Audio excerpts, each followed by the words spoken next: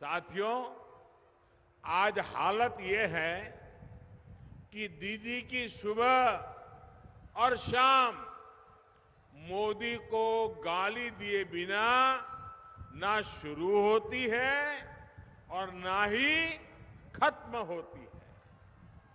और दीदी क्या क्या बोल रही है, उन्होंने सिर्फ इस चुनाव में कैसे गाली दी है, ये मैं आज बंगाल के लोगों के सामने, देशवासियों के सामने और अपने आप को बुद्धिजीवी मानने वालों के सामने भी दोहराना चाहता हूं। 19 मार्च को दीदी ने कहा कि वो मोदी का चेहरा नहीं देखना चाहती।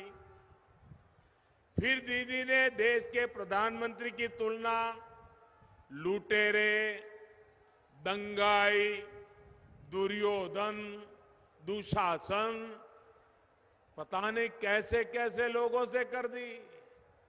20 मार्च को दीदी ने मुझे श्रमिकों का हत्यारा बताया, दंगा करने वाला बताया। 24 मार्च को दीदी ने कहा देश का प्रधानमंत्री झूठा है, देश का प्रधानमंत्री सिंडिकेट से जुड़ा है। 25 मार्च को दीदी ने जो कहा वो बताने से पहले मैं बंगाल के संस्कारी जनता की माफी मांगता हूं। यहां के लोग संस्कारी हैं, यहां के लोग विवेक बुद्धि वाले हैं, इसलिए उस बात को बोलने से पहले मैं बंगाल की महान परंपरा, बंगाल की महान जाति, उनकी माफी मांग करके फिर मैं बोलता हूं। दीदी ने मुझे जो गाली दी, मैं उसे मजबूरी में दोहरा रहा हूं। 25 मार्च को दीदी ने कहा, देश के प्रधानमंत्री को कहा, जो उनको दीदी के सिवा और कुछ नहीं कहता है, ज्यादा से ज्यादा 2 बार बोलता हूं, दीदी, ओ दीदी। दीदी ने क्या कहा, मुझे ऐसा नहीं बोलना चाहिए लेकिन मेरी मजबूरी है। दीदी ने क्या कहा, दीदी ने कहा तुम साला खुनी का राजा, खुनी का जमींदार, तुमने सारे पैसे लूट लिए। ये भाषा 26 मार्च को दीदी बोली, देश में सिर्फ मोदी की दाढ़ी बढ़ती जा रही है, मोदी के दिमाग के साथ कुछ दिक्कत है, ऐसा लगता है मोदी का कोई स्क्रू ढीला हो गया है। देखिए, बंगाल में 10 साल जो मुख्यमंत्री रही वो क्या बोल रही है।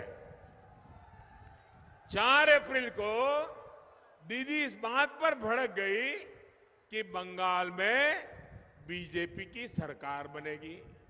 उन्होंने कहा कि क्या मैं भगवान हूं, सुपर ह्यूमन हूं। 12 अप्रैल को दीदी ने कहा जहां मैं जाता हूं वहां दंगे होने लगते हैं। 13 अप्रैल को दीदी ने फिर से मुझे सबसे बड़ा झूठा कहा, मंदबुद्धि कहा। ये लिस्ट बहुत लंबी है, मैंने कुछ ही गालियां जरा आपके सामने प्रस्तुत की है। भाइयों और बहनों, दीदी की गालियों से मुझे कोई दिक्कत नहीं है। दीदी, आप मुझे जितना कोसना है कोसिए, जितनी गाली देनी है दीजिए, लेकिन कम से कम बंगाल की महान परंपरा को, बंगाल की महान संस्कृति के, उसको, बंगाल के कल्चर को मेहरबानी करके मत भूलिए। देश की जनता बंगाल की समृद्ध विरासत, यहां के लोगों की वाणी, वर्तन उस पर गर्व करती है। बंगाल ने, बंगाल के लोगों ने पूरी दुनिया में भारत का गौरव बढ़ाया है।